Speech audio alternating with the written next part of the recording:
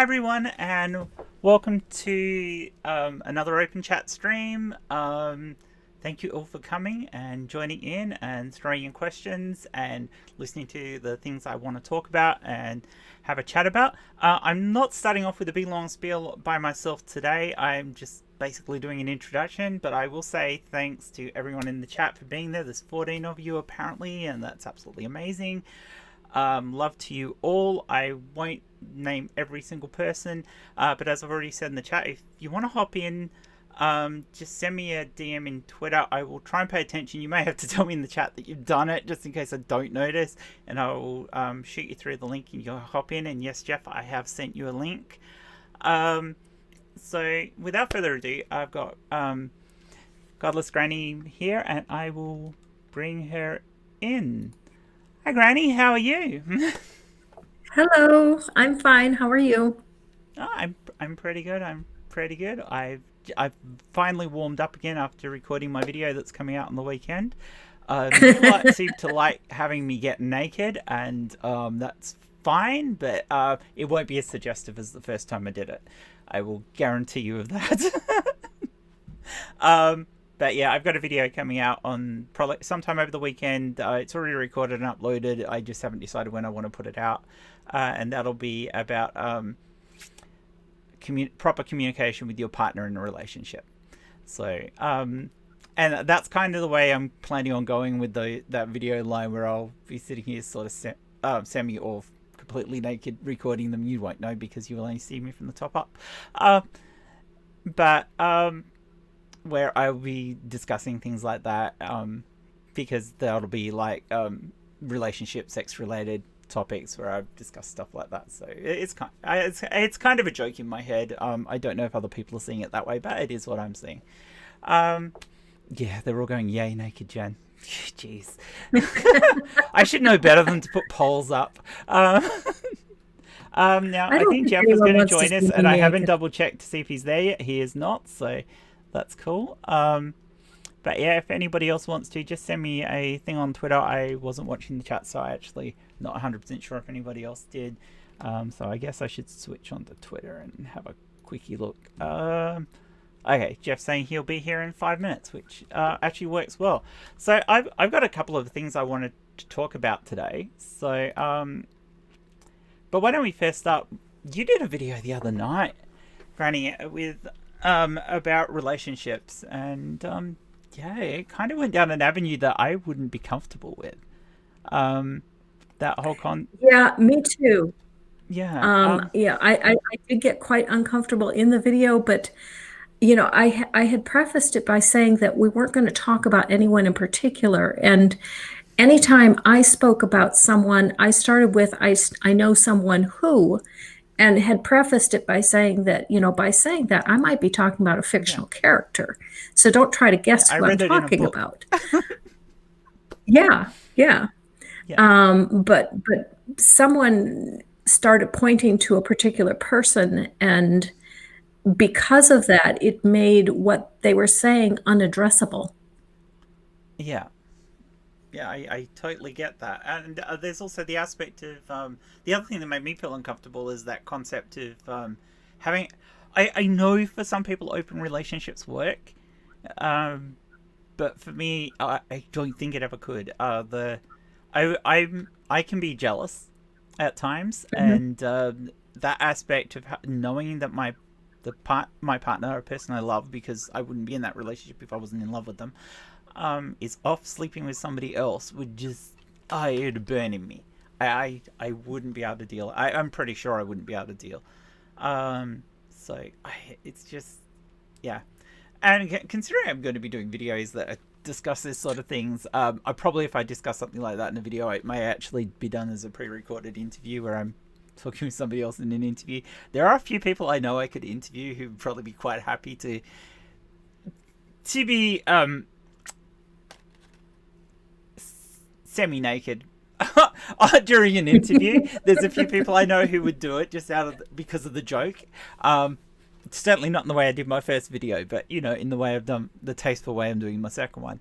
And it could be an interesting part of the joke that ongoing all those streams are people are appearing semi-naked and we're talking about sex and relationships, which I think is hilarious. And just, I mean, I know not everybody's comfortable with that sort of thing, but I find it hilarious. So yeah, that's kind of the way I was looking at going with that. So I'll just have a double check because I'm not paying enough attention here. No Jeff yet. So I've been looking up a couple of articles, but I reposted something on Twitter today. It was a Pink News article where they got a government think tank who does polls for the parties to find out what public opinion is on things, and they surveyed a whole heap of people around the UK about their attitude towards trans people. Now, of course, this is a topic that's important to both yourself and I. So, especially, you know, with you with Robin, and for me actually being trans, so, you know, that's something that's close to us. Well, the interesting thing that came back from this, because we're talking about the UK here, and whilst there's some bad stuff for trans people in the US, the negative attitude coming out of I call them gender twitticals now because they're on Twitter and they're twits, but the gender critical mob, oh good, just backstage. I will just pop you in there, Jeff. Hi, Jeff. Hello. Hi, Jen. Jeff. Hi, Granny. How are you? Fine. Yeah, How are you? Awesome. Yeah, not too bad. Not too bad. Yeah. Brilliant. What a feeling. I've got to make a confession. I've yet to get around to watching your video on that, Granny. But so I have to make a confession right here. So. Oh, I am so far behind on many videos. I get like that, unfortunately, because sometimes I just need to take a break from YouTube for, you know. And there's too many. You know, you can't watch them all. And I'm sorry, Jay. I know you're on your way to bed, but I'm doing them late so that A, I had a lot of stuff to do before now because of going away for the weekend, and B, I wanted to make sure I was after Jeff so I could have a better viewership here, basically. Otherwise, it's only a handful of people, and it almost seems pointless to do them. Although I guess people do come back and watch them later. At the moment, we've got 21 people there, so I'm actually pretty chuffed about that. There's a few who've joined you from Dave's. So yeah, a lot of people came over from Dave's. Well, Dave knew I was doing it after, so that's the thing. So, but yeah, where was I going with that? Oh yeah, so they've done this survey in the UK, in Jeff's home turf. Oh. I do have the article, so I'll bring up who it is because Jeff might actually know about the organisation that did the survey. YouGov. YouGov is the organisation that did the poll, which is one of the. I believe they're one of the more respected pollsters in the US. In the UK. Go ahead and ban it. Generally speaking, generally. I mean, it's, you know, it is like it is one of the bigger ones. I mean, it is YouGov. It is actually like it is a private market research and data analytics sort of firm. It does polls and stuff, but often used by government and they're they're quite well respected. Anyway, they surveyed a whole heap of people, both men and women. They were asking about their responses to the changes to the gender recognition system in the UK. And the results from that, given what the gender critical say about it, massive 57% of women agree that trans people should be able to self-identify. That they shouldn't have all this hassle about toilet use and stuff like that. That's all that crap. So they support their 57% of women in the UK, according to this poll, are in support of trans rights. Basically, I've just pulled up the article from Pink News. From Pink I don't know if that's the site you. No, that is the one. It's the one I tweeted out earlier. Just 27% said they were opposed to the new bill. Only 27%. So the other 33% were basically, we don't know enough about it or we don't care. Yeah. So that little tiny aspect that are negative are the minority. are definitely the minority of people in the UK, and yet they are certainly one of the loudest voices in the UK. I find it a little. I mean, okay. I mean, I suppose I should expect this, but it said 21% of women that said they were against trans people self-identifying, but men are asked the same questions, 33%. So that doesn't look good for men at all. I mean, it definitely there's more bigotry amongst men. It's not a bad result, but I still think like 21 and 33 are not great. Yeah, sorry, it was 21. So when you did the whole population, 50% of the population surveyed said they were in favour of trans people, with just 27% of the whole population, not just women, the whole population who were against. Yeah. So it's still a good outcome, and that percentage who wouldn't care, if you had a referendum, this would go through. Right. No, I would imagine so. Yes. I mean, and obviously, I don't know. I mean, I don't know how many people this particular poll took. I mean, obviously I don't know the analytics of the poll. I'm not sure they actually said, but apparently it was supposed to be a very comprehensive poll. So yeah, I mean, YouGov is. Let's have a little look. Let's see. I mean, it does look, and I may be wrong here, but it does look that it was. And this is where, I want to be a little bit careful on this. Yeah. It looks like it was Pink News that actually commissioned YouGov to do the survey. It was. It was. Now, obviously, because sometimes it's the way these questions are asked as well. And so I think it's a good result, but I'm also a little cautious as well. Because I kind of wonder if you've got if you've got more, so we say a bit more of a conservative type of people to commission a certain poll, what the way the questions would be asked, and now I'd wonder what the results would be. I think it's really good that they did the survey because it kind of gives. It puts into the minds of people that, hey, this is acceptable. This is not a bad thing. And I think as people start seeing it as more normal, more people will move from the don't care to the in favor of, as well as people going from the never to, maybe this isn't so bad after all. Also, I've got the analytics of this poll up now. It is actually quite interesting. Yeah, it is actually quite interesting that it's 1,677 people polled. So I suppose they were asking. That's a decent number for a poll. Yeah, and so, let's try and have a little look at this.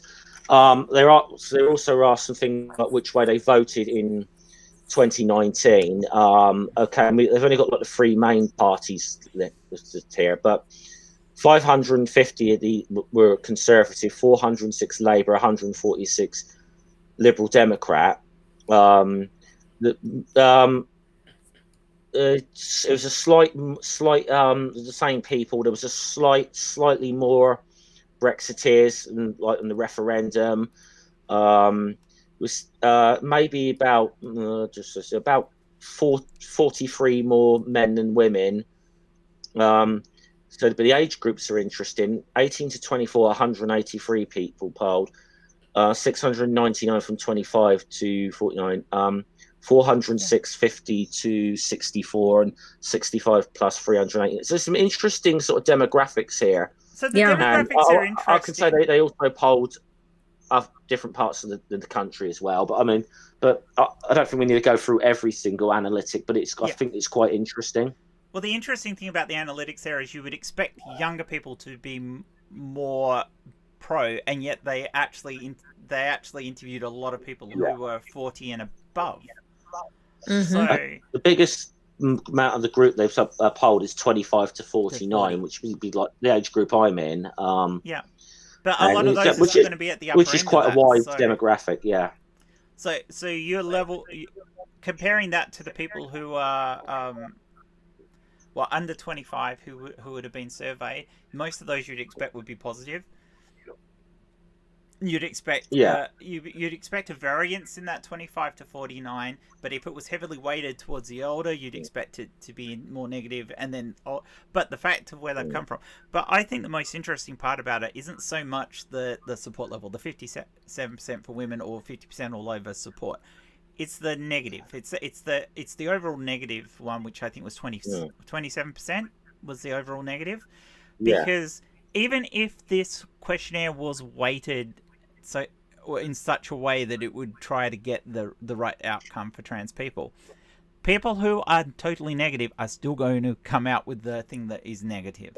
And the fact that the best they could manage was 27% on the poll tends to point to the fact that it's probably not much worse than that, the negs. Which in a country like the UK, which has a lot of you have a lot of variances with God, my brain's gone. Because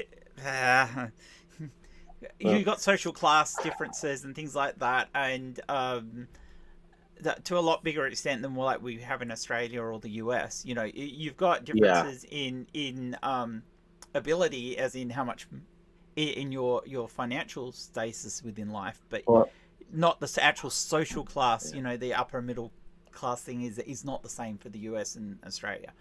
And a lot of your bigotry comes from that upper middle class area where there's a lack of wanting change and wanting acceptance and difference.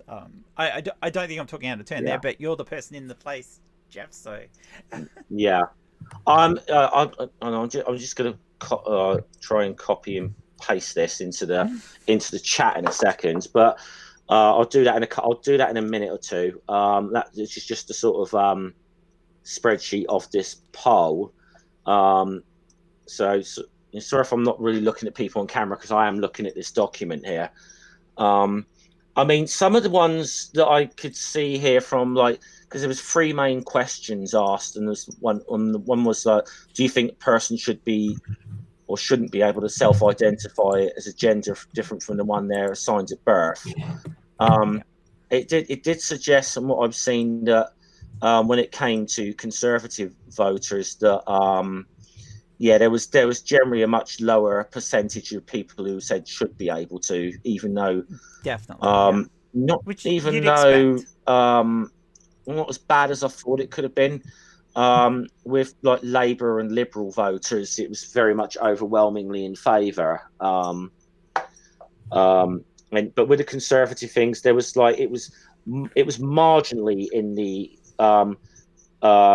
way of should not be able to. So it was, so that's quite interesting, I think. But you would expect that from the conservative side of politics, where I mean you're going to get a lot of religious conservatives there who are going to have major issues in the first place. But it is a big change from how things would have been 10 or 15 years ago, where there's no way you would actually see that in the figures at all. So I think what we're seeing here is that slow change, and it may take another generation to really push it through. But I think you're looking at the point where they've got to look at the public position on this is such a thing that I think there might be enough of an outcry against it if Boris decided to drop it. By the way, I've posted the actual document, linked to it in the chat. Cool. Thanks. So people can go and have a look through the demographics and that for themselves. But I find them quite interesting. Just, I mean, like I said, I've only really started glancing at this a few minutes ago. So I do find some of it quite interesting. No, I found it fascinating when I was looking through it. I thought that this is a positive outcome. You're talking about one of the countries in the world that is, for a Western country, seems to have such a negative attitude, but the attitude's not really there. It's just that the very negative voices are very fucking loud. And they're surrounded by money, and that's part of the problem. When you have people like J.K. Rowling and what's the name of that? Glinner. Whoever. Glinner. I wasn't thinking Glinner. I was thinking of the. Emma Nicholson. Yeah, her name is her. She's a dame, isn't she, or something? She's a baronet. She's the baroness. Basically, she holds a seat in the House of Lords. Yeah, so she has voting abilities, and she is a massive bigot. I mean, she wants to remove gay marriage and all that. So yeah, to then turn around and say, "I'm not against trans people." Yeah, you're against fucking gay people. I'm pretty sure you're going to be against trans people. But from the positives from that, you add that to like the US, the High Court decision, which gave employment rights back to trans and gay people by a conservative High Court bench. Yeah, that was amazing. Yeah. Which I think is showing how the public attitude is starting to change towards LGBT stuff in general, and especially to trans people. And I see this as a positive outcome, despite all the negative that's there. That doesn't mean you should just go about, oh, we're doing great now, let's lay back and not worry about this crap. You still got to fight it, because if you don't raise up your voice against the bigots and the negative people and this conservative swell that's trying, these loud conservative assholes who are trying to take away people's rights, they will win in the end, because they will turn those moderates around. And there's only that small percentage of an advantage towards trans people or LGBT people in general. I mean, what gay marriage only got through in Ireland by 17%. So if you stopped arguing against people who are bigoted, their voice starts changing that moderate vote.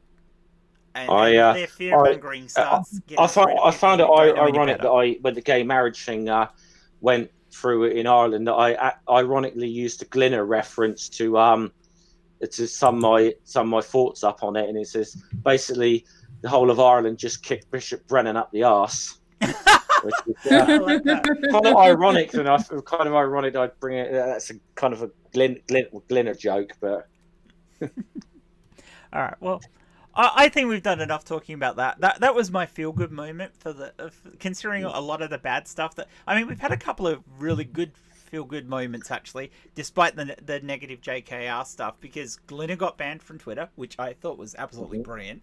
Couldn't happen to a nicer person. And now we've got this poll that's come out. That's great. We've been lucky with Twitter. Sorry, because we obviously, I know we were going to go... Molly Nuts has gone. Molly Nuts as well. Moldy Nuts, yeah. And of course, before either of them, Katie Hopkins was kicked off of Twitter, and I was like, "Oh, it's so about time." She should have been kicked off that platform years ago. Oh, definitely. So you can see that I think Twitter's starting to realize that it can't just keep giving voices it can't keep giving credence to these bigoted voices. They've either got to. And I think their decision is to, especially with Glinner and Katie and Moldy Nuts now, it's you won't shut the fuck up, so we're going to make an example of you. You are actually breaking your terms and conditions. And I think given the current climate, if J.K. Rowling's not extra careful, she's going to run into that. Yeah. And they won't care that she's a fucking billionaire authoress. They're going to go, nah! And if it does happen... it's entirely her own fault, but she'll complain that she's being a victim of cancel culture. Oh yeah, which she's already started that. Yeah. Oh, she has, hasn't she? Yeah, that's whole cancel culture letter thing and everything. Look, I'm not a huge fan of cancel culture, but there is a point. If you are constantly going to break the rules of the platform you are on, and remember, Twitter is a private company. It is not run by any government. It has its own rules and it can enforce them. They are not obligated to give you a platform. Same with YouTube. If YouTube get pissy at me and say, hey, you can't have any more videos, I really don't have a comeback to that, because it's their I've had this Go on, Granny. A lot of people in the United States do not understand free speech. They think that free speech gives them the right to say whatever they want, wherever they want, whenever they want. And they don't understand that free speech rights are only against the government. It's only the government that is forbidden from suppressing your right to speech. Anyone else can tell you, no, you can't speak here, and it's that's perfectly legal. Do you want to know what my biggest... Nerdy's sorry, just said, Jay... Sorry. Go on, Jen. Sorry. I was going to say, Sorry, Nerdy just said... Go, Jeff. I will shut up for a second. It's this lag. I know it's the lag. From all over the world. We don't... I've got an article about that too. But we'll get onto that one in a bit. Go, Jeff. Yeah. No, I was going to say, because we... there are a lot of people don't, a lot of people don't seem to understand free speech in the United Kingdom as well. Now, the law, and the funny thing is, it's always the piece of legislation that it's actually covered by is generally the one that the what I call the right wing free speech brigade. Because I'm not being funny. That's not being funny. They're the ones who generally shout about free speech. They're also the ones that say get rid of the Human Rights Act of 1998, which is what free speech law is actually is covered under that particular Article 10 of that act in the UK. Mm-hmm. And it says that everyone has got the right to freedom of expression in the UK, but the law states that this freedom may be subject to formularities, conditions, restrictions, or penalties as are prescribed by law and are necessary in a democratic society. So it's very clear that there's not a total reign on free speech in the UK. And then, there have been there have been things that have been brought in that are regarding hate speech and laws that were like in 2006. It's criminalised to encouragement of terrorism, for example. That is not covered by free speech. You will be arrested for that. It is, so that's just one example. It's illegal to send a message via a public electronic communications network, which is considered grossly offensive or of an indecent, obscene, and menacing character. Now, okay, the words of that are very open to interpretation, definitely. which can be the problem with that.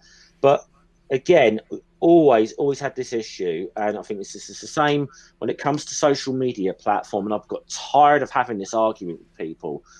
Who was it? Last time I had this, it was time David Icke was kicked off of a couple of his social media platforms for spreading the 5G nonsense. And they're saying it's and I had the argument with someone. It's just like his free speech is being violated by Facebook. Blah blah. There should be total free speech. And I said, I actually had to point it out that if David Icke's being censored, how come his own website has not been shut down? Exactly. He still has his own website now.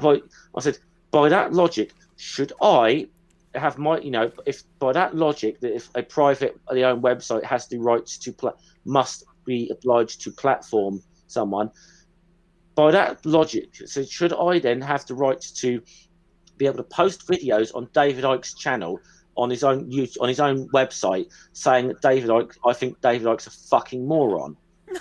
I'm not going to get that right. He's not going to allow me to do that. No, of course not. So this is what people don't understand with this. Yeah. I mean, if he's when the guy's when someone's maybe actually is arrested for saying something along these lines or whatever, then maybe we can start having this kind of conversation. Yeah. It's the same thing. I mean, Glenna was a perfect example of that. When he got knocked off Twitter, he went and got himself on the radio to shout about how he'd been silenced. They go, "You're on fucking national radio. How the hell were you silenced?" Yeah, exactly. It's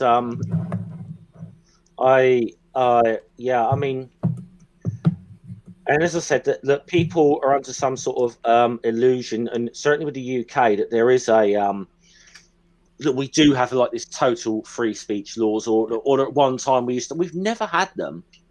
No, same. We've never had like a total free speech, and I would just say I'm very skeptical of anyone who actually claims to be a free speech absolutist. I've never actually seen one in action, and I won't say what things I've used. But I've actually showed things, to free speech absolutists, and they said, "Oh, like real sick stuff." I said, "Well, that's wrong. You shouldn't be able to post something like that." I said, "Well, then you're not a free speech absolutist." No, exactly.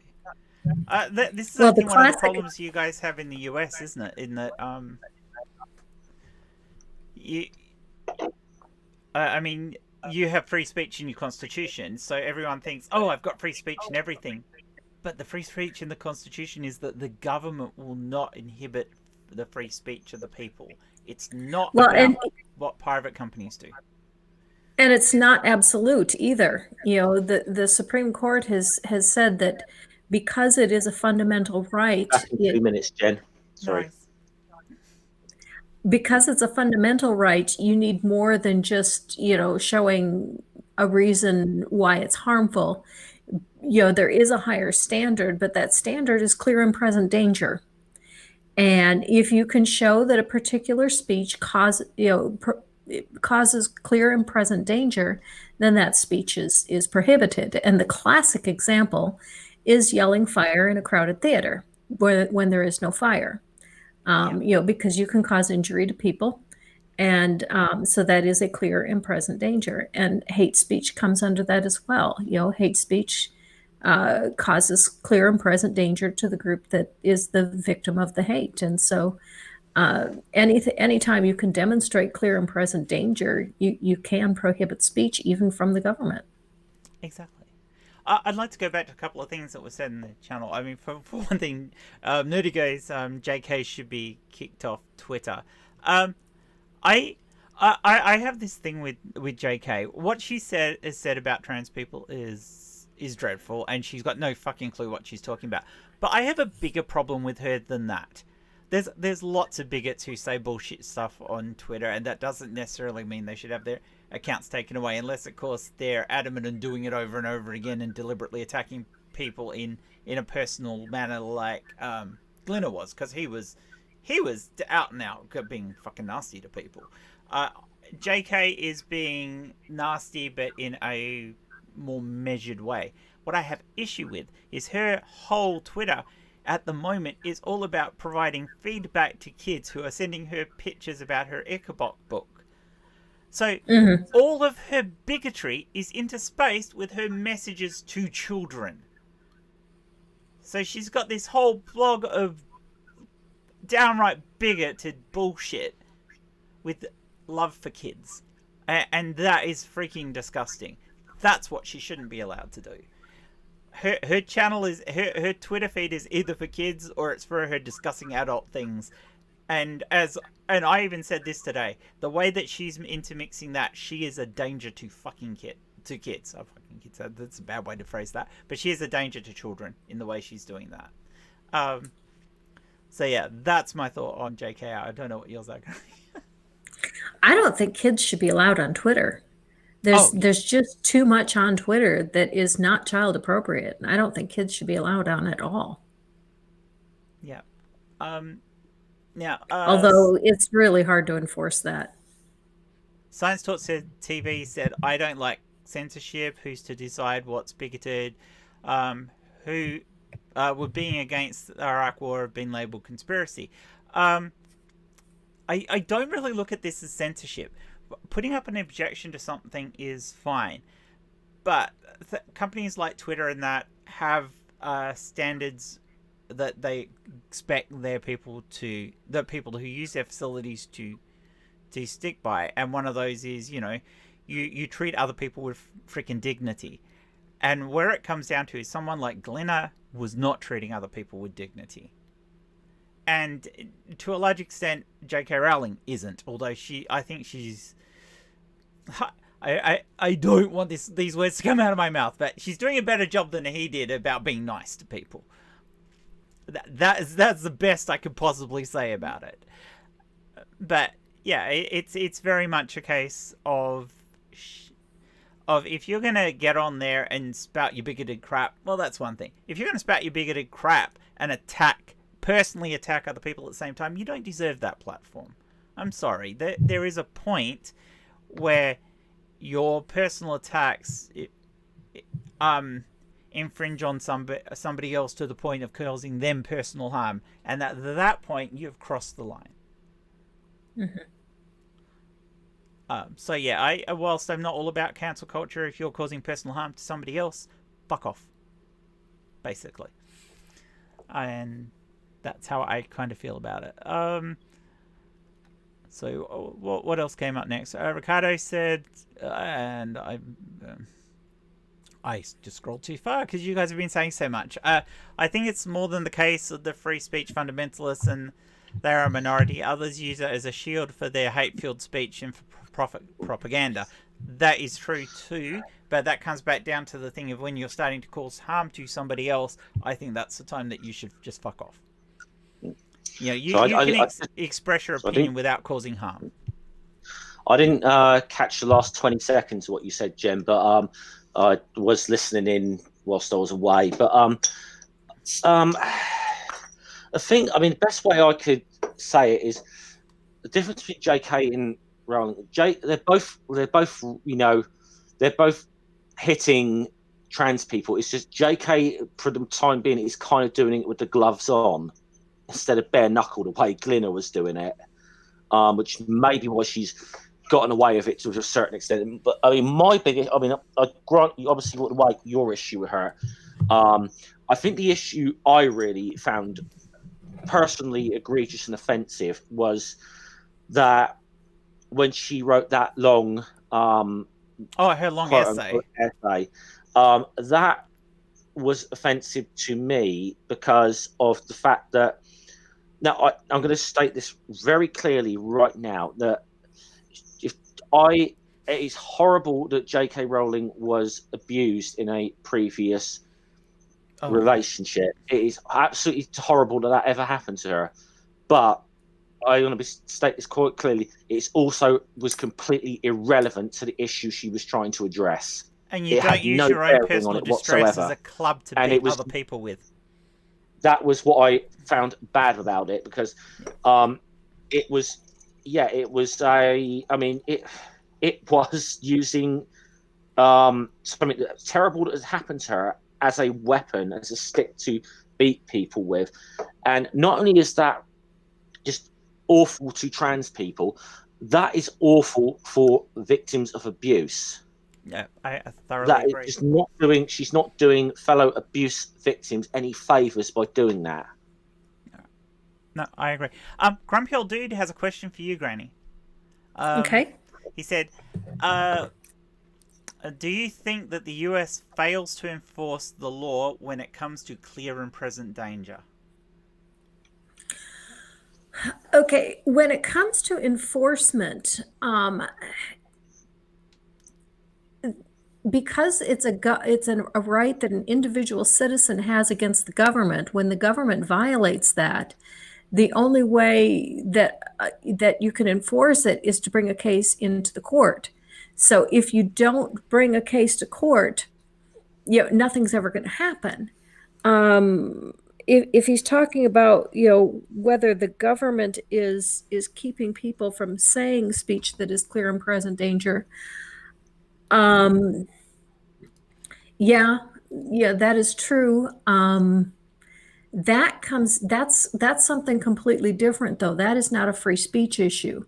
That is enforcing criminal statutes issues.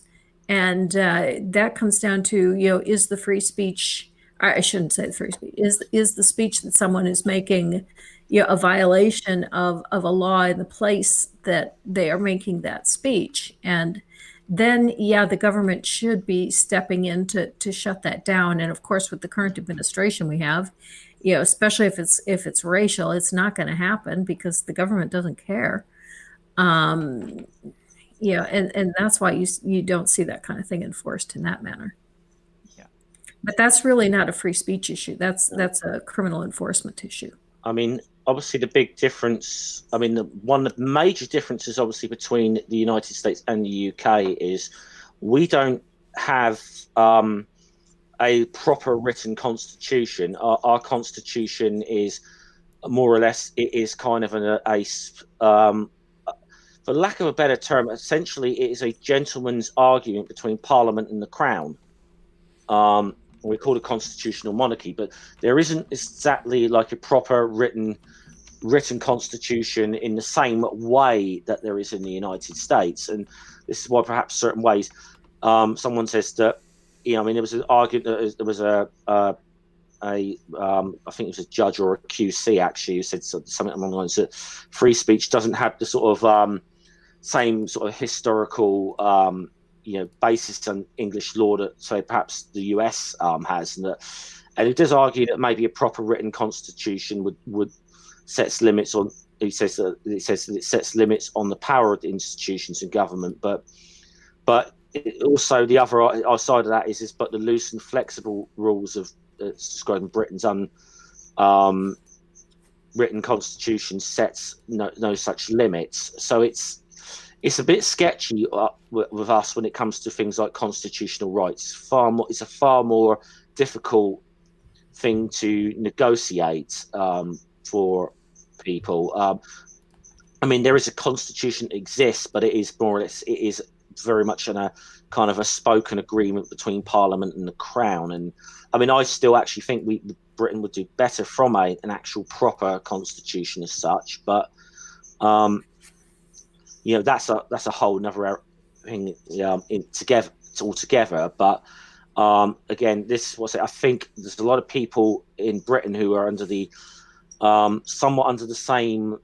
the impression that they've got very much the same sort of free speech protections that there are in the United States, where we don't, legally speaking. Exactly. All right, we have. I don't know how it is in Australia, Jen, because obviously, technically, you're a constitutional monarchy as well. So we are. Yeah. So our thing is very similar to yours. A lot of our free speech rights are a direct result of during the Revolutionary War. People didn't like what the British government was doing to them, and they said, we don't want to live under that, and that's where it came from. Yeah. So hi, Illya. So hi. You had somebody be an asshole to you yesterday. Did she ever? Yeah, I saw it. It's been going on for a while now, actually. Yeah, with this you've had person. a few people be assholes to you recently. Is this? I don't have to say his name, but is this who I think it might be, Illya? I'll put it in the private chat. Well, I'll say it's a flurfer. Sorry. He is. It's a flat earther. I know who. Yeah, hold on. I know who it is. Yeah. So it started. It started in the chat a few weeks back. Yes, that's who it is. It started a few weeks back on a Team Skeptic stream when he started calling me sweet cheeks and told me he loved me, and I requested him to stop calling me that. And even everybody who was on the panel, because he was live, and he, like, towards the end of the stream, he was asking, "Where's Illya? Where's my sweet cheeks?" And they were like, "She's asked you not to say that to her. Don't call her that. And you don't have consent to call her names outside of her name," so on and so forth, right? Well, fast forward to the modern day debate the other day around trans in sports. Trans athletes, yes. I was in that chat, and Sargon made the comment that women were not women if they could not reproduce. And I sent a super chat in because I can't have kids. I'm a cis woman who can't have kids. And I sent a super chat in and basically said, I don't feel any less womanly. My parents had a choice between my ovaries or me, and they chose me. So, sorry, that doesn't make me less of a woman. And this flat earther who was doing the sweet cheeks thing and had already had a bone to pick with me, if you will, put in the comments that I was born already destroyed. Holy fuck. Yes. I mean, I know the guy you're on about. I mean, he is. I've tried to be as patient with that guy as I can be, because I understand that I think there is some genuine mental health issues with this guy. So I've tried to be. Yeah, so this is what I've heard. I don't know this to be true. Let's just say that he was kind of disqualified for being nominated from a certain award last year. on that basis. Yes. But More happened. I know who you're on about. He's over the line. That guy completely. Yeah. He's over the line. And Is more there anybody he happened. hasn't, So any woman he hasn't attacked in some way like that? I mean, he's an absolute prick.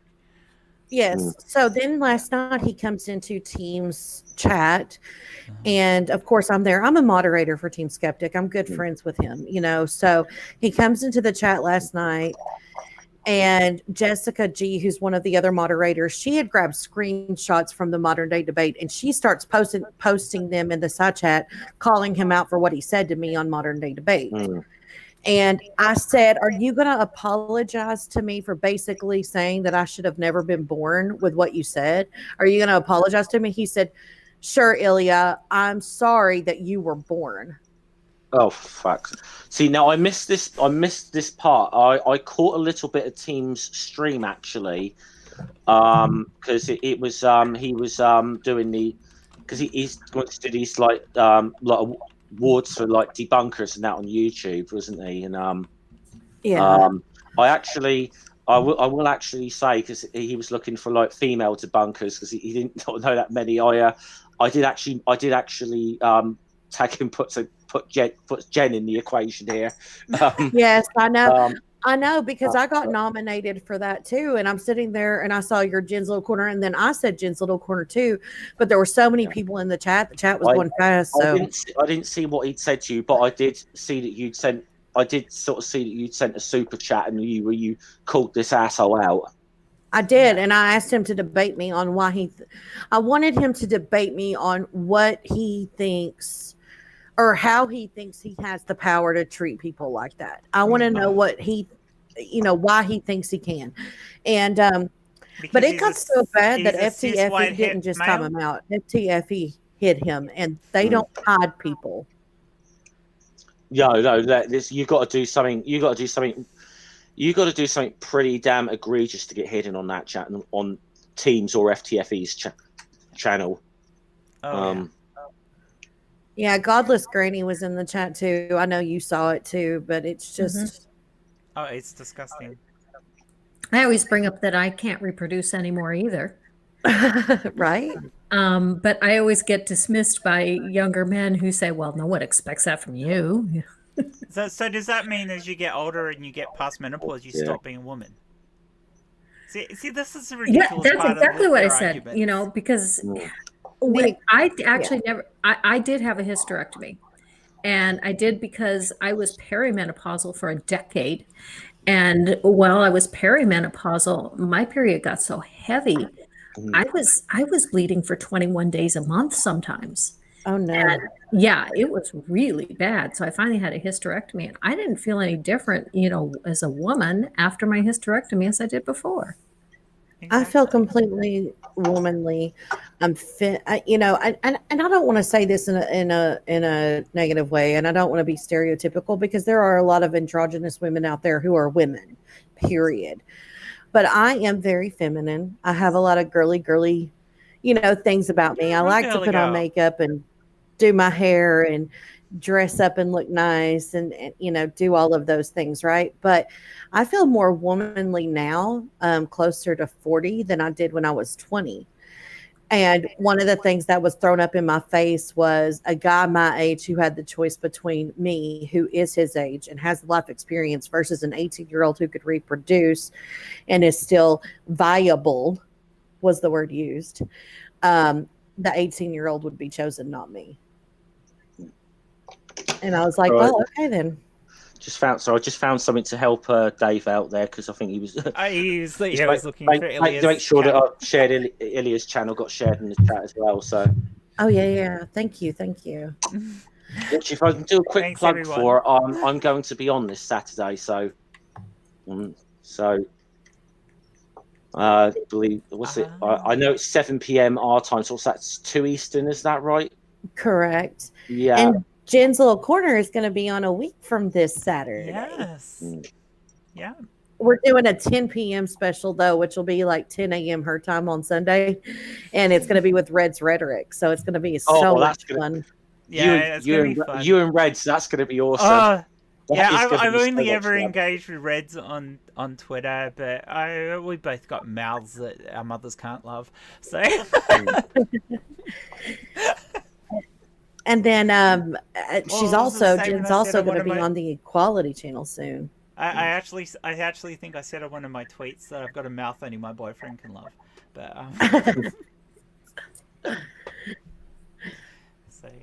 so yeah, that aside, yeah, no, these people floats are just so insane. But this particular one you're talking about, I mean, it's not his first merry-go-round as far as abusing women goes. Hmm. Mm. Yeah. See, when You you know, made that. yeah. Oh, sorry, Ilya. Go on. I was just going to say, yeah, the abuse of women sometimes in this community, although it may not come directly from people within our community who are leaders, quote unquote, in the community, it comes from other people on the opposing side. The abuse is pretty, it's Yeah. pretty up Yeah. there, you know, with especially towards women. It's pretty egregious. Oh, So, you know, I I don't know. I've learned to roll with it in a lot of ways. Like this guy did not hurt my feelings at all. It I did don't not think hurt we my should have feelings. I to roll wasn't with it, crying though. about it. It was more of a frustration and more of a, you know, tell me why you feel entitled to have the power to treat somebody that way. I was half tempted last night to actually say I'd gladly host that discussion just to see you rip this guy a new one. But then on the other hand, I don't know. Thinking about it, I don't know if I really want that guy on my channel either. So Well, Team I'd Skeptic moderate offered it. his channel. I'd yeah, moderate well, it. which would be better because way more people would see that you rip this idiot apart. I find it baffling that in choosing who you want to have a relationship with, instead of looking at the person and what qualities does this person have that I find desirable, you're looking at, can this person reproduce? I mean, It's Yeah. ridiculous that baseline. shouldn't even be a factor. And they wonder why so many marriages and relationships break up, because if your whole thing is about, oh, can we have kids, then you've entirely missed the point of having a freaking relationship in the first place. Yes. Kids are a bonus if you want kids. They're not the be all and end all of a relationship. No, and I'm very upfront. You know, as you guys know, I'm dating Punchy, and we've been together for a long time now. And I was very upfront with him in the beginning because he is younger than me, and I wanted to let him know I can't have kids. If that is a desire that you have for your life, it is not something I can give you. So, you know, I think that's a pretty big deal in some situations where if they want kids, they should have the right to have kids, and they should have the right to seek a partner who wants to have kids with them. But at the same time, you know, before I enter this relationship with you and we get so deep in and everything, and we're ready to meet each other and potentially move or whatever the case may be, you should know this and you need to be able to accept that because that's just the way it is. And he's like, I don't care. He said, I just want you. So That's well, That's which is beautiful. great that you just addressed that right from the beginning, though. I did. Yeah, because he is younger than me. So I wanted to make sure because he's young enough to where if he wanted to have children, he could. And I would never want to keep somebody from having children and being fulfilled in that way if that's what they wanted in the long term, right? But I addressed it very early on when I noticed that we had that spark and it was something that it was definitely something more than friendship. I wanted to make sure that it was very clear. Listen, if you don't want to date me because I can't have kids, I'm not going to hold that against you right now. We're not too deep in, and you could find somebody else closer to your age who can still have kids, right? But I can't, and that's it. And he's, you know, now we've been together for 7 months, and he's flying here in November. So Awesome. Yeah. Cool. Assuming he's allowed to fly there with all the restrictions. Canadians are allowed to fly here. We're not allowed to go to Canada, though. Oh, so once he gets there, he's not allowed That back. which is a pity because I'm sure you prefer to escape to Canada. I would prefer, yes, especially around Get to election time, Canada. because that's right in the middle of the election. So the climate's going to be pretty yucky here. Yeah. But we'll see. He's going to come here in November. We've already got the weeks booked off and planned, and then I'll probably go once restrictions are lifted. They're talking about maybe by the end of the year. So we're trying to look towards next February, because there's a ski trip he goes on with friends every February, and he wants me to come up and go do that with them. So that's probably where we would look to go up. Yeah. Well, I'm all got hopes for you guys, because you are one of my favorite couples. Oh, thank you. Yeah, definitely. You guys are You're gorgeous definitely together. one of the best couples on the internet. No two ways about that. I mean, Punchy's. I think I've known Punchy longer than I've known you, Illya. And Probably. I mean, Punchy's pretty awesome, and you're amazing. Love you to bits, and you two together is just brilliant. So. Aw. We have a lot of love with each other. We're best friends, and he definitely puts a pep in my step every day. I tell him all the time, 7 years or 7 months in a long distance relationship feels like 7 years in a real relationship, because you don't have a choice but to thoroughly get to know somebody outside of the living with them part of knowing them, right? But it's just I'm very happy. Actual honeymoon period per se in that kind of relationship, because it's all talking, and okay, you might do a bit of the whatever, whatever, sex. whatever you do privately, whatever you do privately. I don't judge. We read the Bible. We read the Bible. That's what we do privately. You read the Bible. Yeah, you read the Bible and debunk it, and then you tell flat earthers to fuck off. We turn on our cameras and read the Bible to each other, and then pray about what we did, and then go to sleep. And pray, and then have a nice cup of hot chocolates and go to bed. Yes, that's what we do. Yeah. I'm hats off to you guys for making that work, because to me, I think I would probably struggle with a long distance relationship, because I'm pretty blimmin' insecure, I think it's something I personally would struggle with, but then again, I don't know, because I've never been in a long distance relationship. I don't know how that would work, so but no, I'm glad, if it works for you guys, I'm happy for you, and you guys are awesome couple. So thank you so much. It means a lot to hear that. We definitely try to balance it the best way we can. We do try to have some separation from the channel versus us, and we make time that's just us, not talking about the channel, not talking about the shows, and that's when we read the Bible. It's pretty good. That's just something that I don't think anywhere in a live chat. Now I don't know what's said privately. Well, I don't think I've ever seen a live chat or a live stream even Punchy call you sweet cheeks, let alone that asshole. No, like, Punchy and I try to. I mean, people know we're together and we're a thing, but we do try to at least not be all lovey-dovey all the time, because not everybody wants to see that, right? And we do interact with other people in side chats and have conversation. It's not just me and him talking to me and him, right?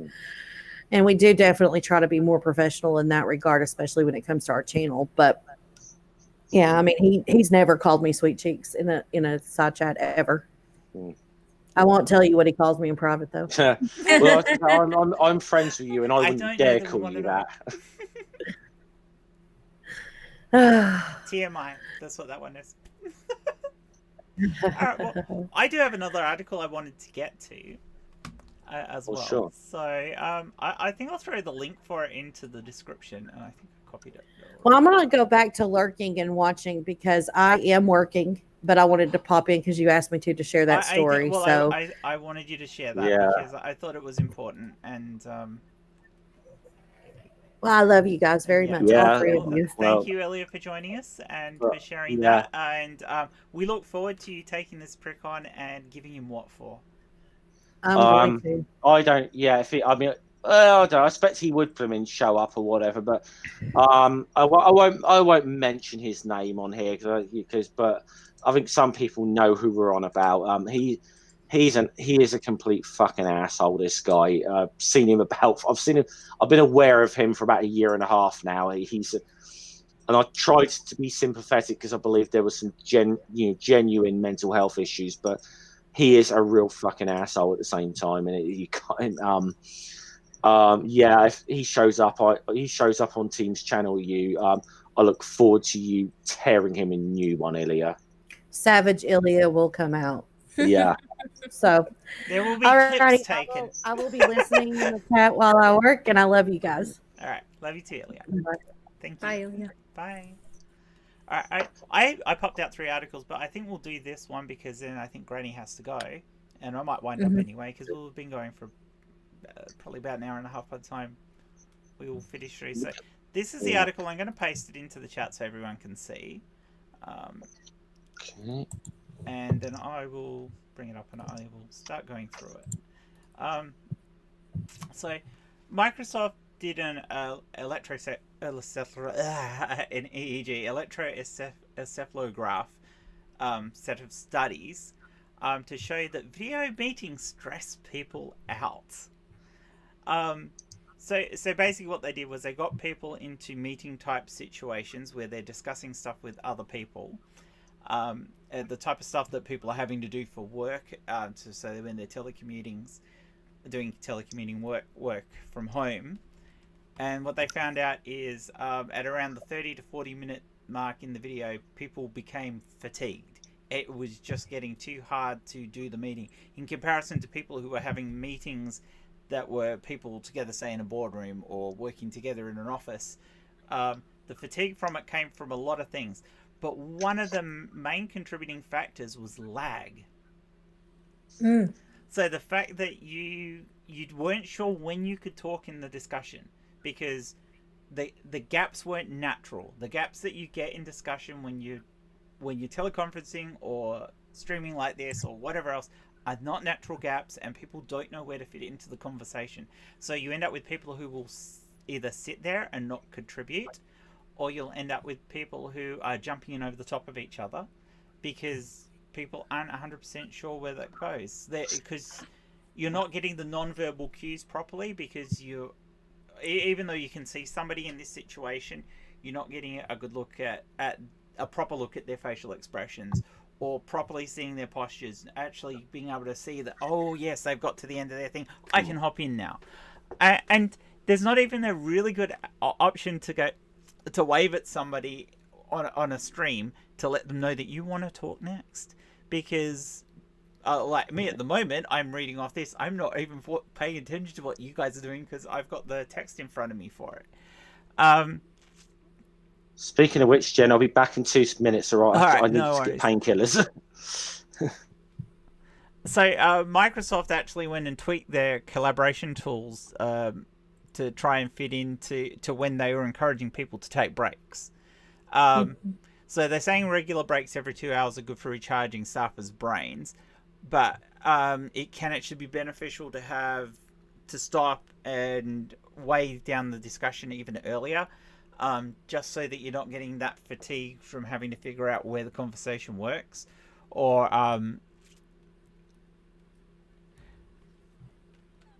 even to the point, and it's not actually said in this one, but I found 2 references to this study. In another reference to the study, they were actually talking about providing better techniques for people to be able to notify people when they'd finished what they were talking about, or even providing time limits to people when they were talking so that people knew when the ends would come in the conversation. So almost like running a discussion within teleworking, like having a debate where you've got a moderator controlling it, and people think, because an open discussion in this platform, if you have, I mean, it's been not too bad tonight with the 3 of us because there's only 3 of us, but we all know if you get 6 people on here, it can get really hard, and you end up either having to fight for your gaps in the discussion, sitting here waving at people so that people know that you want to talk, or just sitting there nice and quiet and actually missing your opportunity to contribute to the conversation. And I find it fascinating from the point of view that this is one of the challenges that we're having during COVID, as far as people learning to use the tools that they have to work from, to do teleworking. And it means that there is, just because we've moved to an environment where we've got teleworking, where we've got teleworking, doesn't mean that we're going to lose everybody getting in the office and working together in the office, because I think you need, I think you're going to need both. Your most productive time is probably going to be when people actually get together to do it. But if you only need a 40-minute meeting in the morning to let people know where they're going to get to, then that can probably work very comfortably within the environment. So it's an interesting study. I don't think it's surprising to many of us who know what it's like when we all end up talking over each other, and it gets frustrating. And particularly in long streams with lots of people in them, it can get really hard to focus. And if you're like somebody like Dave, who runs a stream, who's been running a stream every day in his critical questions, and he's trying to control 5 other people and get answers out of people and have people not talk all over each other, it becomes a personal nightmare, I think, for someone like Dave. We're not all doing that. We're maybe doing 1 or 2 streams a week, and we're not always filling the entire group. I mean, I'm happy to do that when I do these, but I actually quite like it when there's only like a few of us discussing things, because we can focus in on the actual topics we're talking about. So yeah, I found that really fascinating. What did you think, Granny? Okay, several things. My husband does very long meetings, but he did long video meetings even before COVID, because some of the people he was meeting with were in different places around the world, and so they frequently would have meetings in the conference room where 3, 4, 5 people might have been videoed in. Yeah. And he's told me of a number of meetings that he's been in that went on for 2, 3 hours, where they didn't need him for the vast majority of the meeting, only for small parts. And so he bring in other work to do, and he's sitting there working on something else until someone says, hey, we need you now. Which is probably a good way to do it, because you can focus on something else and not have to concentrate on being part of the conversation the entire time. Right. But if you're having a longer meeting, if you're having a meeting that you have to be partaking of for an hour, I mean, that's hard enough to do if you're in the boardroom. But if you're doing it like this, where you actually have to focus on every single thing that's said, I mean, when we do streams like this, there can be bits of the stream where your brain wanders off, or something else is happening and you're focusing in on something else, and you just brought back to it when you need it. If you have to focus in on it for the entire couple of hours, and you've got 6 people talking all over each other, it can be really hard and incredibly frustrating. Oh, yeah. I'd love to have Dave's point of view on this if you want to top in, because he does it every day at the moment. So, well, like his critical questions, he pretty much controls by calling on people to answer, and most people do wait until they're called on to answer, and so that makes it easy. But like in a board meeting, an employers meeting, sometimes you can't, just go around and ask each people, well, what do you think about this? What do you think about this? You kind of have to speak up when you have a thought. Yeah. And if all you've got is StreamYards or Zoom or something like that, and you've got 8 or 9 people in a chat, because I've done tele meetings before when the company I used to work for, and whilst it wasn't video, it was audio only. We'd have 15 of us in an audio chat, and I would come out at the end of the meeting not knowing everything that we talked about, because it was very, very hard to focus on the meeting or even get your word in. So. I saw something like that in an interview I did. It was just you and me. Yeah.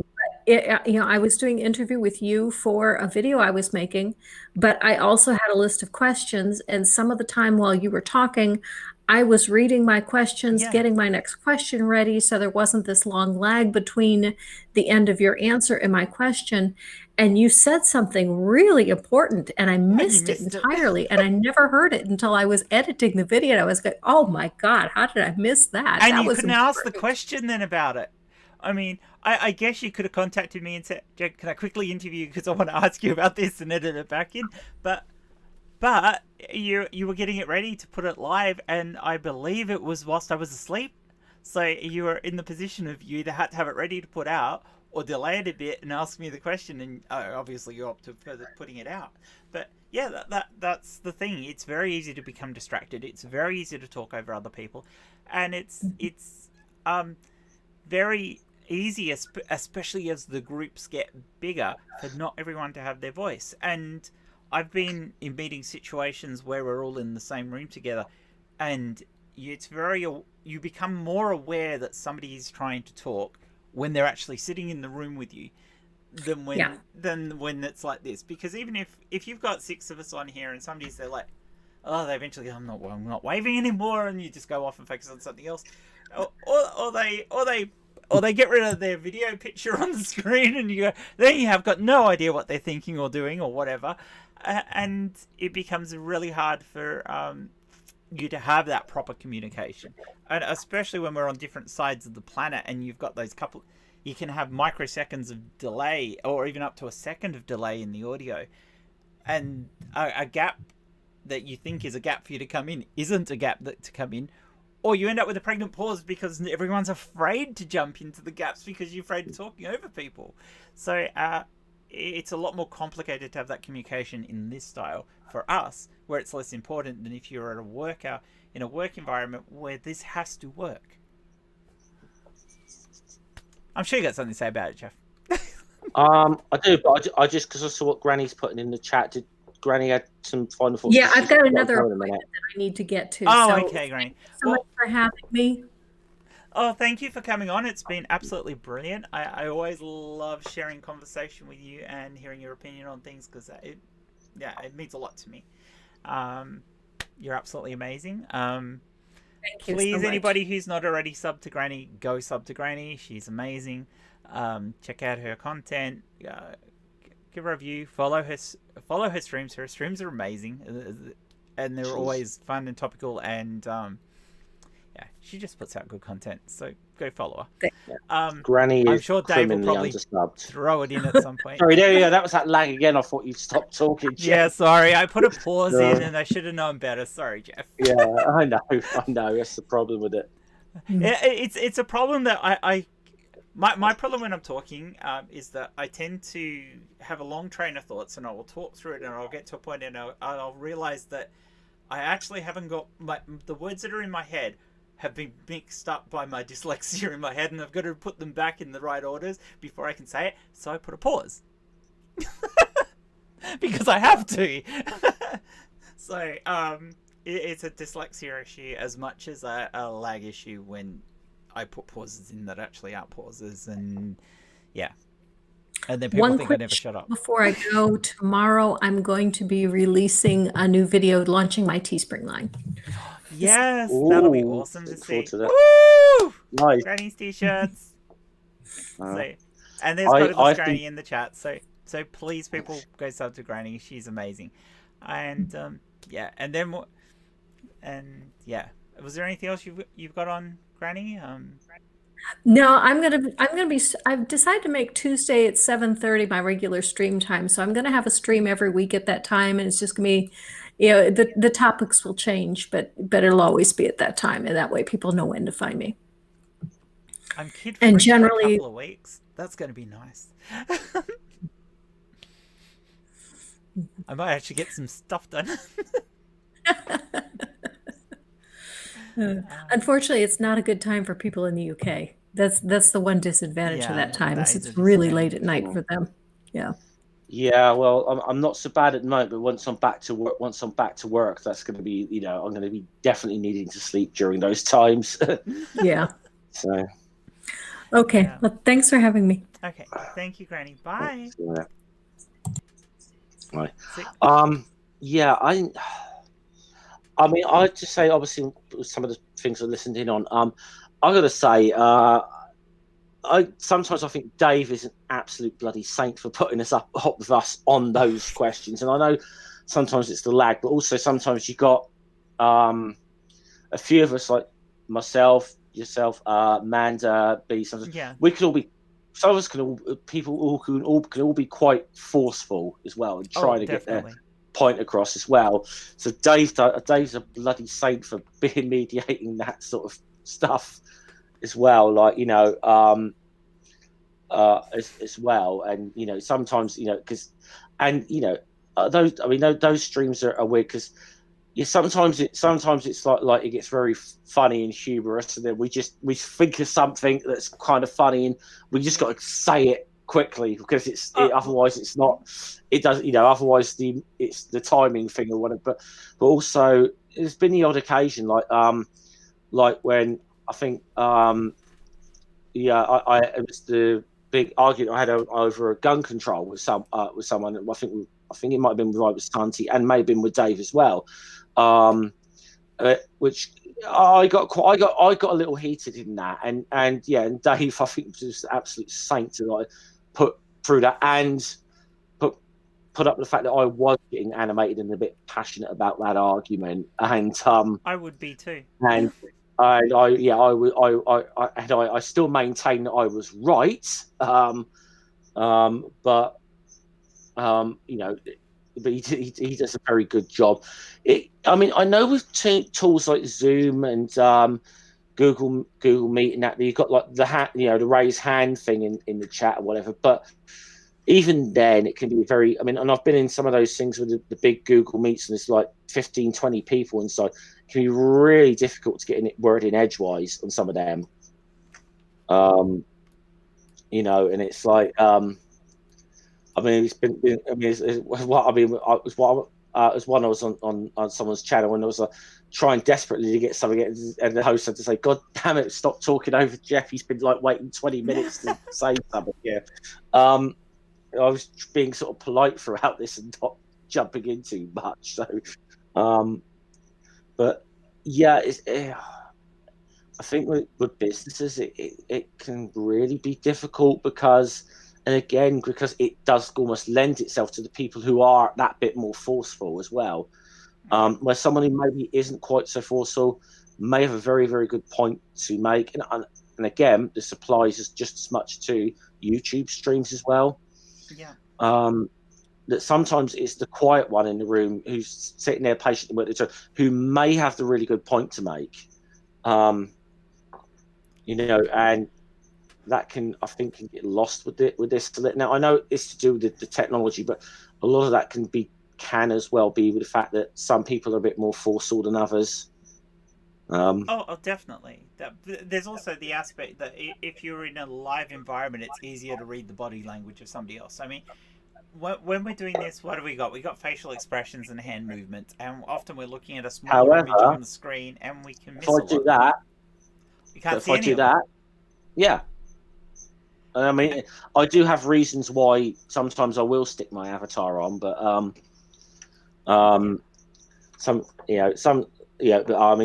sometimes just to like tease Manda and Badger, like say with this, so there are legitimate reasons that I sometimes have to, if I have to just step away for 2 seconds or whatever, or I need to sort something out and I don't want to be seen just like down here doing or whatever. I will stick my avatar on for a certain purpose, Other times, if I'm getting very uncomfortable in this chair and I really want to lean back and put my feet up, I don't think that looks really cool on stream, so I tend to stick my avatar on when I'm in need to do that. And, I can't lean that far back at the moment because the lead on this earplug is not long. But this chair can lean right back. If I want to lean back and like sort of do this or whatever, I'm going to stick my avatar on. I'm going to stick my avatar on if I want to do that.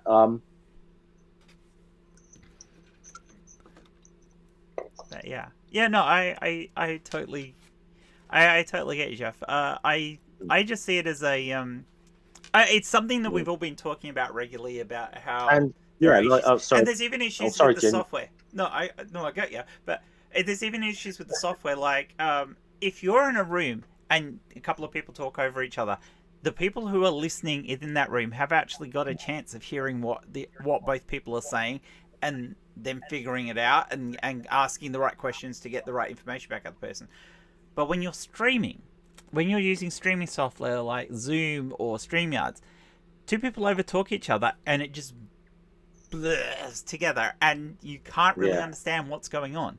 So the technology also puts a limitation on our ability to communicate, which even makes it harder too. And that makes it very difficult, as I said, because you just get like the big blur thing, and you can't make sense. People doing that to it, I can just zone out very easily. Me personally, like I'm like, for example, I'm not. Maybe I'm just I'm getting older or something now, because I used to be really okay in these environments, like with big crowds or whatever. If I'm in a really crowded pub and there's like voices from this way or whatever, I just zone out. I cannot concentrate on anything. And someone could be like sat like 5 feet away from me trying to talk, and it won't register with me. And you know, so it can be. Sometimes a similar effect can happen if you're in a stream and you've got about a dozen people trying to talk at once. And I mean, I know obviously that, you know, some streams, some people obviously do run the things quite well if they use meets or whatever, and they, you know, do the hand up kind of thing or whatever. But even then it can be a little bit difficult, because you know, you got a lot of people wanting to get something in or whatever, and you know, I mean, one time I was doing it, I had my hand up in a stream on a stream for like ages. But it was just seeming like that I wasn't going to get the chance, so I just had to jump in there and say it outright, you know. Exactly. It's, you know, it's very difficult, because as much as we improve these tools, it's all still that, you know, issue we can have with when a group of humans are interacting and trying to talk and all trying to get their point in on something can be. It's going to make it difficult, no matter how. And you know, you're the person moderating in the middle of that. You're bloody brilliant, as far as I'm concerned. If you can successfully moderate between all that. Yeah, I mean, it's not easy. The few times I've had to do it on a stream, I've found it really hard. It really depends on the people you've got. To some extent, I think we've all had to learn to become more aware of it, especially as we've started doing bigger streams with more people. And we've become more aware of how many problems there are with the tools that we use. Yeah, because all our experiences are us being used to talking in groups in real life, and all of a sudden we are all using these sort of tools so we can talk in big groups online. And there's limitations. The software has limitations, and those limitations add to the usual disarray that you have with large groups of people trying to all talk at the same time, makes it even worse. And I totally get why they're saying 40, 45 minutes, 50 minutes is about the max that most people can handle before they're losing it. Unless, of course, you put good rules in place, you have proper controls in it, and you have good discussions. And the more people you have in the groups trying to all discuss at the same time, the worse it gets. So maybe there's something in there about us maybe either having smaller streams with less people, similar to what we've had tonight, which has worked out reasonably well, or shorter streams with the larger groups. Either that, or you've got to be very, very organized. You've got to know who's going to talk and when, and have a good moderator who is really, really on the ball and really in control. Yeah. Well, I mean, it works. I mean, like, it works good in some, like, some groups. Like, I mean, I've been on the, and I see Dick's in the chat, and I'll just chat out the iNetwork. I've been on there a couple of times, and you know, they even though there can be, 50, you know, 10, 15 people in one of those streams or one time, they really run that well. They run that so well, and it's just like there is the kind of the hand up system or whatever. You have that software, and that kind of works. And you know, and they're very good at making sure that everybody gets their chance to speak, and I really appreciate that. mean, that I've been on a couple of episodes of the Shills. They run that very well. And I was just going to say something because about avatars and that, because Illya made a good point in the chat as well, is that can be difficult because obviously you've got people in the community who are not, for whatever, have their own reasons. So like not unlike maybe you, that do not want to put their face on camera for whatever reason. And they're entitled to their reasons for that. Some people want this just maintain that little level of privacy. And then of course it does become a little bit of an issue, and you've got a lot of avatars, and there aren't able to read the body language, but it can be difficult. But you also have to appreciate there's a lot of people in this community. I mean, people that I've talked to very regularly, I've no idea what they look like in real life. Like Illya is a good example of that. I have no clue what Illya looks like. She doesn't have, and she's not obliged to show me what she looks like, just for the record either. Badger. I don't think anyone except Badger knows what Badger looks like. I don't even think Badger's mum knows what Badger looks like. Yeah. Although it is difficult because to me all Badgers look the same. So. Yeah. Well, you did your big. You did your big investigation. Like, who is Notcher? Who is Notcher? Yeah. I mean, come on. Yeah. Awesome video if people haven't seen it. That's one of my favourite videos you've ever done, that, Chen, actually. So. Mara and I put so much work into that. I spent hours and hours Mara's editing crying. It was so funny as well. Oh, it was brilliant. It was absolutely brilliant. It's one of my all-time favourite videos. It's not my most favourite, but it's one of them. I've got lots of videos that I've done that I've liked for different reasons. That I just like for the way that it all ended up coming together between art, song, and all the other stuff that all the people who got involved, and the way that Mira and I worked together to edit it. But I mean, one of my proudest streams I've ever been involved with is the one Mira and I did with Dr. Carl, because I thought that was just outstanding. And there's a few other things like that I'm really quite proud of with the stuff I've done. There's other stuff I've done that I can look back at and go, well, that was shit. There's some of my early videos. If I watch now, I just want to crawl up into a fetal position into something on my bed and not talk to anyone for 3 days. But some of them were. I look back and I was, oh god, they were awful. Yeah. But yeah, I can see these issues that Microsoft are talking about for video commuting for work being the same problems that we engage with as content creators, especially if we're using platforms like Zoom and StreamYards and that. So I think there is a genuine issue there for us, and maybe something to look at as to how we can do better when we're actually producing this kind of content. I mean, I think it's always a learning curve. I think with these things. Sometimes it is like you do need to keep it a little more rigid with like the making like the hands up system like on the Zoom or the Meets or whatever.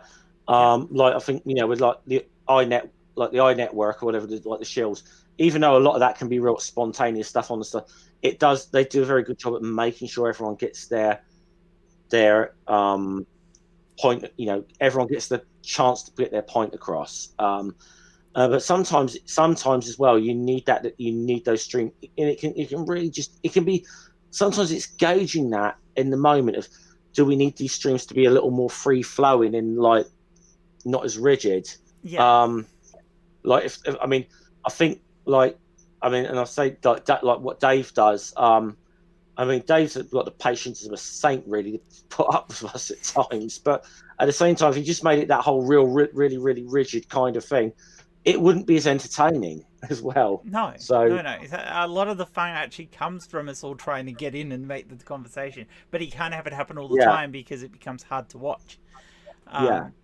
So I get that, and I think the other thing that makes it good is the fact that he can bring in so many different guests and get so many different points of views on things, which is kind of what I'm hoping to do with these, is to have different people in at different times, bring out some topics and have good discussions about it. I'd like to actually also do our weird news as part of this, because I think that's such a fun thing to do.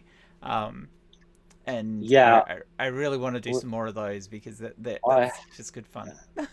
I had a lot of fun on that stream.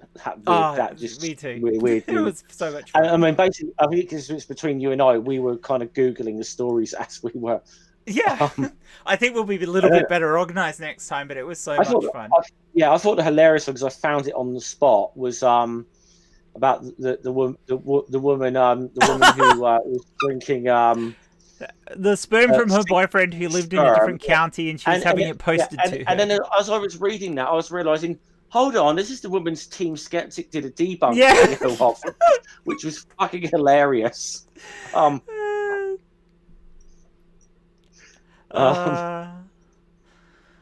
Yeah.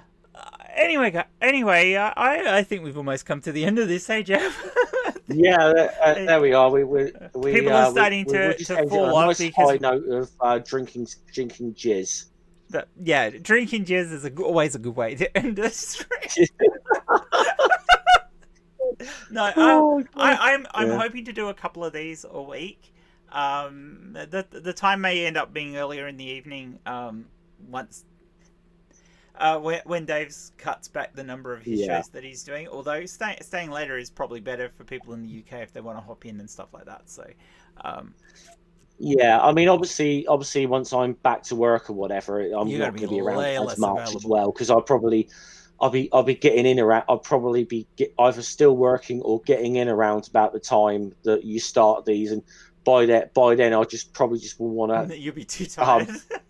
Be too tired. All I want to do is, when I get home generally from work, is just like jump in the bath and then get out and then set my feet up for a cup of tea for about an hour or so generally. So, but the other thing was, I'm hoping to do a couple of these during the week, and on the weekends, hopefully do a mixture of having a topic that we can discuss in a group and fill the rest of the show with crazy news.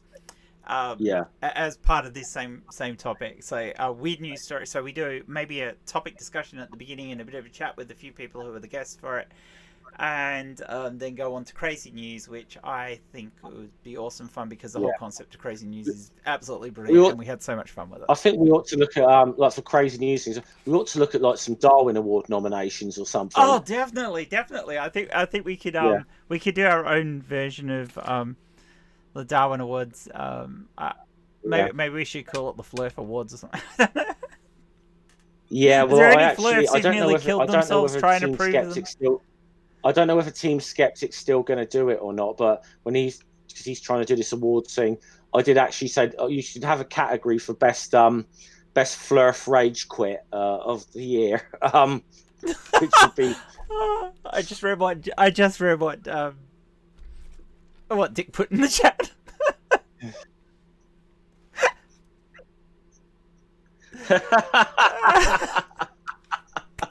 Hashtag well done, Leaking Dick. Warrior. Yeah, hashtag Sleeping Warrior. Leaking Warrior, Jen. Leaking Warrior. Leaking Warrior. Oh yeah, Leaking Warrior. Yeah, that's a glass and a half. That's kind of become a little thing in a way, where if you need to step away from a stream to go to a toilet break, or just say, back in 2 minutes, I've got to go for a Riley. Go for a Riley. Make sure you turn your video off. So yeah, there's some plans there on a few fun things that I'm hoping to do. And I know Jeff's planning. I'm hoping Jeff will be a part of doing the fun news at least, even when he's back at work. Well, I'm hoping we can do that as a weekend show just for a bit of fun. I'm just gonna mention, because there might be some people who aren't aware of what we were referring to there. Those who are familiar with the Flat Earthers will be familiar with it, but Anthony Riley, aka Sleeping Warrior, towards the end of last year, was sat there on a live stream and clearly needed to go, and you just saw him like clearly he had like a bottle or a glass or something in his hand. He just put it under. You could see him reach under the table and then go like this, like, and you just heard this. Shh. And it's like, and you're like, oh, damn it. So Oh, God, he's a leaky warrior on that live stream. important on your live stream to just say, I just got to step out for a minute, cause, you know, like someone else run the stream or something. It wasn't even his stream though, was it? He was on somebody else's. I don't remember if it was his or someone else's. Yeah, I'm pretty sure he was actually on somebody else's stream. So I'm then like, what the hell? Thing is, he probably bottled that and sent it to allegedly Dave. So. Oh, Ben!